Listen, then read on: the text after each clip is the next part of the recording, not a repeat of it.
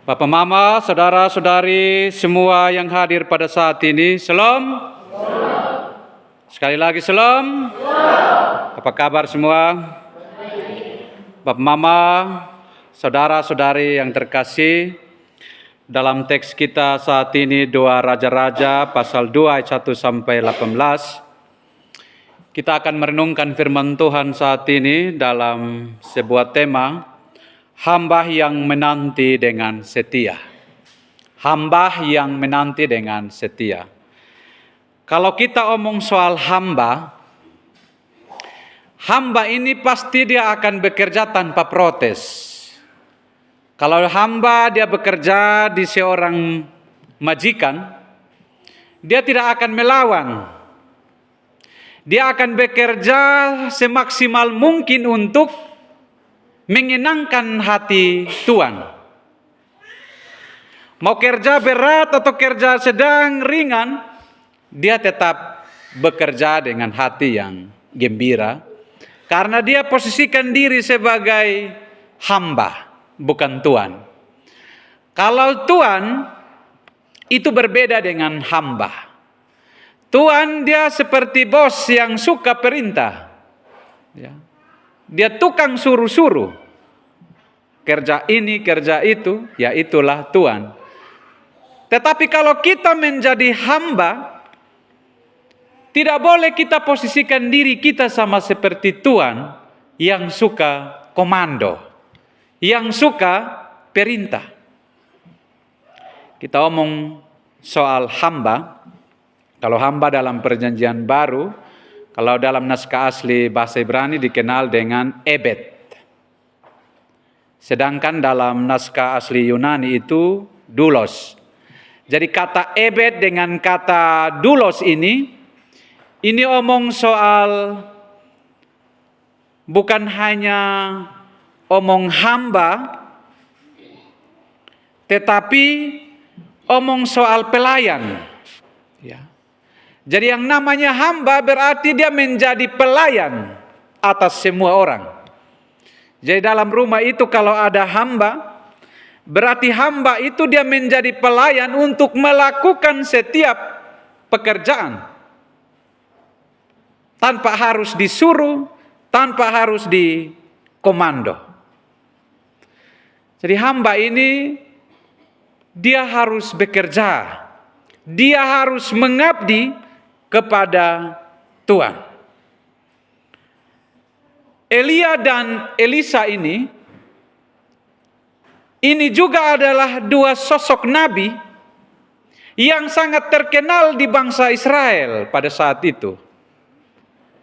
Tetapi mereka juga memposisikan diri sebagai hamba yang setia melayani Tuhannya, yaitu Tuhan yang mengutus di dalam pelayanan. Dan Elia dan Elisa ini, mereka ini sangat dihargai, sangat dihormati dalam komunitas bangsa Israel karena karya pelayanan mereka. Mereka sangat setia dalam pelayanan. Komitmen iman mereka kepada Allah sehingga mereka mendapat penghormatan dalam pelayanan.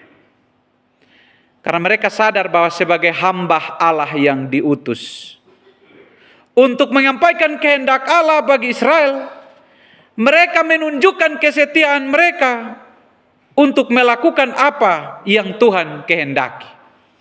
Jadi menjadi hamba ini adalah sesuatu yang tidak mudah. Karena membutuhkan kesetiaan, kerja keras, tanpa lelah, tanpa henti. Jadi Elia dan Elisa ini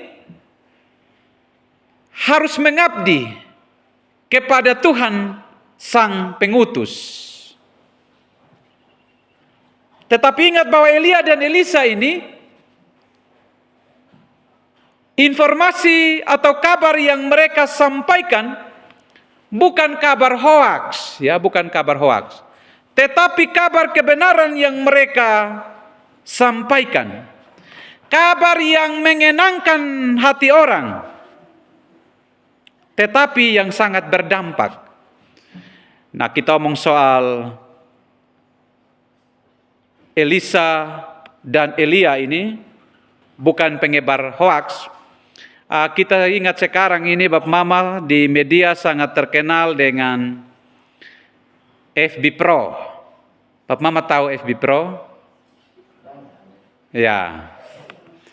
Bapak Mama, sekarang ini sebenarnya budaya kita baik. Tetapi karena FB Pro ini, coba Bapak Mama kalau perhatikan di FB Pro, ada hanya pakai celana dalam saja. Karena memang mau menyenangkan penonton. Karena semakin dia menampilkan seperti itu, semakin orang suka. Jadi memang FB Pro ini buat orang juga senang untuk menonton, tetapi kemudian ada yang kehilangan harga diri juga. Mau ingin terkenal, tetapi dengan cara yang tidak benar. Tapi saya ada ikuti kita di jemaat sini, ada yang FB Pro juga. Anak-anak muda, hanya orang tua yang saya belum lihat. Tapi bagus, tergantung isi kontennya apa. Ya, tergantung isi kontennya apa. Tetapi hanya mau buat-buat supaya orang lihat, tidak ada edukasi hal-hal yang berdampak, sama saja. Tetapi Elia dan Elisa ini, Bapak Mama, mereka bukan hanya mau terkenal, hanya mau menyenangkan hati orang banyak umat Israel, tidak. Tetapi apa yang mereka lakukan itu mereka mau menyenangkan hati Tuhan melalui pelayanan mereka. Dalam teks kita, ayat 1 sampai dengan ayat 7, ini berbicara tentang perjalanan Elia dan Elisa dari tempat satu ke tempat yang lain. Kalau kita perhatikan ayat 1 sampai 7, dalam perjalanan Elia dan Elisa ini dari Gilgal ke Betel. Setelah dari Gilgal ke Betel, dari Betel ke Yeriko. Dari Yeriko menuju lagi ke sungai Yordan. Jadi ini perjalanan mereka Bapak Mama. Dan dalam perjalanan ini dari ke tempat yang lain, di situ juga ada komunikasi. Mereka dialog satu dengan yang lain. Elia bilang begini, Elisa, tinggallah di sini, jangan ikut. Karena Elia bilang dia dari Gilgal, dia mau ke Betel. Setelah dari Betel, dia mau ke Yeriko. Dari Yeriko dia mau ke sungai Yordan. Jadi lebih baik Elisa tinggal saja, jangan ikut. Bapak Mama, saudara-saudari yang terkasih, dalam teks ayat 1 sampai 7 ini, 3 kali Elia meminta Elisa, 3 kali. Tetapi 3 kali pula juga Elisa menjawab Elia, demi Tuhan yang hidup dan demi hidupmu sendiri, sesungguhnya aku tidak akan meninggalkan engkau. Ini respon Elisa terhadap Elia. Luar biasa Bapak Mama. Respon Elisa terhadap Elia. Rupanya ayat 1 sampai 7 ini, Elia menguji kesetiaan Elisa. Sejauh mana kesetiaan Elisa terhadap tuannya, terhadap gurunya Elia. Tetapi dalam cerita ini, Elisa membuktikan kesetiaannya kepada Elia. Dia tidak pernah mengkhianati kesetiaannya terhadap Elia. Kemanapun dia pergi, dia selalu mendampingi. Kemanapun Elia pergi, dari Gilgal ke Betel, ke Yeriko, dari Yeriko ke sungai Yordan, dia tetap setia menemani. Itu komitmen Elisa dalam mendampingi Elia. Artinya bahwa kalau sudah ada komitmen, sudah ada keputusan bahwa dia setia untuk mendampingi Elia, apapun resiko, apapun tantangan, Elisa tidak pernah lari tinggalkan Elia. Dan akhirnya komitmen ini, Elia mengajak Elisa untuk terus berjalan. Rupanya di dalam relasi Elia dan Elisa ini sangat akur, sangat harmonis sekali. Karena Elia menjaga hubungan atau relasinya dengan Elisa. Bapa dan anak menjaga relasi, menjaga persekutuan mereka supaya jangan pecah. Kakak adik menjaga relasi supaya tetap baik. Jadi pola relasi yang dibangun oleh Elia dan Elisa ini menjadi contoh bagi kita. Elia tidak memposisikan diri sebagai tuan. Lalu kemudian dia jaja ame ini Elisa. Tidak. Elia ini menganggap Elisa ini sebagai rekan sekerja Allah dalam pelayanan. Karena dia mau menjaga hubungan di antara mereka. Supaya relasi mereka itu harus harmonis. Jadi pola relasi yang dibangun oleh Elia dan Elisa ini menjadi contoh bagi saya dan Bapak Mama saudara-saudari. Ini menjadi contoh teladan bagi kita. Kita harus menjaga hubungan kekeluargaan kita. Kita harus menjaga relasi kita di tempat kerja, di rumah tangga kita, di mana saja. Kadang-kadang ada yang lebih berkuasa di antara yang lain. Terakhir apa? Perpecahan itu terjadi. Persekutuan itu menjadi hancur. Sering kita selalu menyanyi di Kidung Jemaat nomor 249, serikat persaudaraan berdiri teguh. Kalau ada persaudaraan sama seperti Elia dan Elisa, maka akan kuat dan kokoh. Apapun tantangan itu, mereka tetap menjaga persaudaraan di antara mereka. Lalu kemudian Elia ajak Elisa untuk melanjutkan perjalanan. Dan dalam cerita ini Bapak Mama ada 50 orang yang termasuk dalam Nabi juga sama-sama dalam perjalanan. Tetapi ada perbedaan Bapak Mama di ayat ke-7. 50 orang itu mereka tidak mendekat. Mereka memandang dari jauh. Itu artinya bahwa mereka berjalan bersama-sama tetapi tidak mendekat. Mereka sepertinya menonton dari jauh. Peristiwa apa yang akan terjadi? Karena melalui cerita bahwa Elia akan terangkat ke sorga. Hidup-hidup Bapak Mama.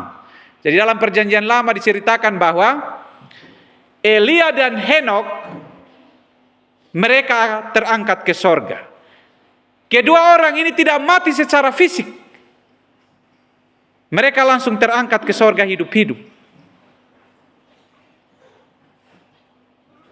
Dan cerita di ayat 8 sampai dengan ayat 10. Kita melihat ada mujizat Tuhan yang terjadi dalam perjalanan mereka menuju ke Sungai Yordan. Di ayat 8 Elia mengambil jubahnya, digulungnya, dipukulkannya ke atas air itu, maka terbagilah air itu ke sebelah sini dan ke sebelah sana. Kalau biasa kita cuci pakaian di kali, kita ambil pakaian karena supaya cepat bersih, kita ambil lalu kita banting-banting di batu. Ya, kita pukul-pukul di batu supaya tujuannya itu celana atau baju yang kotor dia cepat bersih. Itu cara.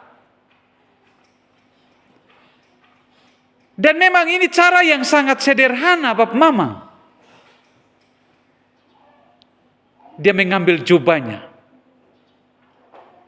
Cara yang sederhana tetapi membawa dampak yang luar biasa. Cara yang sederhana tetapi membawa dampak yang besar. Masakan Elia hanya mengambil jubah, lalu digulungnya, dipukulkannya ke air, lalu air itu terbagi, lalu mereka bisa berjalan. Dan memang bagi Tuhan itu tidak ada yang mustahil. Cara yang sederhana tetapi membawa berkat. Cara yang sederhana tetapi ada mujizat Tuhan yang terjadi. Ini cara Tuhan. Mujizat Tuhan terjadi bagi Elia dan Elisa dalam perjalanan. Dan di ayat 8 sampai 10 ini, Elisa meminta. Dalam permintaan Elisa, dia minta kepada Elia kalau bisa bagian dari roh Elia itu dibagikan kepada Elisa. Tetapi ingat bahwa Elia juga sadar bahwa roh yang dia peroleh bukan dari dirinya, tetapi semua itu bersumber dari Tuhan. Elia bilang begini, apa yang kamu minta itu sukar.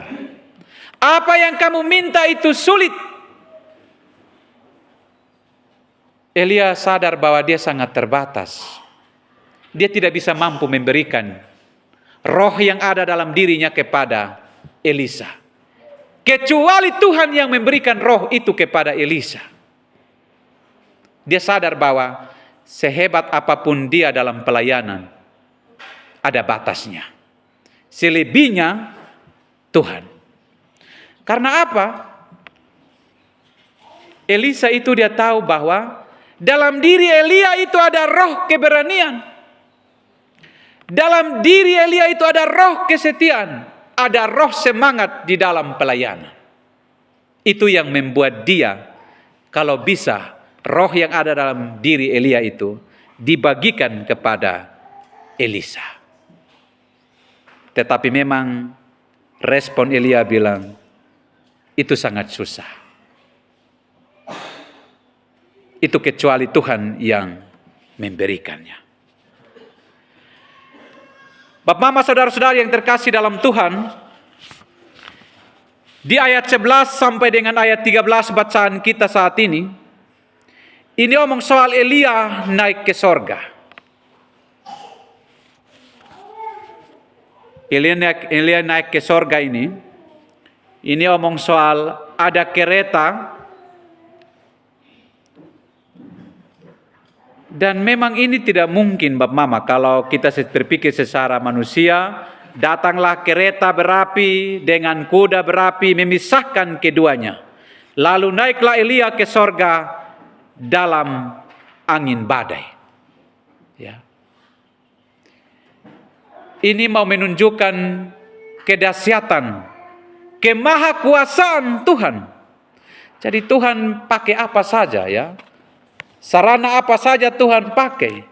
Kalau ini ketika Elia naik ke sorga, melalui kuda, ada badai. Jadi Tuhan memakai sarana apa saja untuk mengagungkan karya ciptaan Tuhan.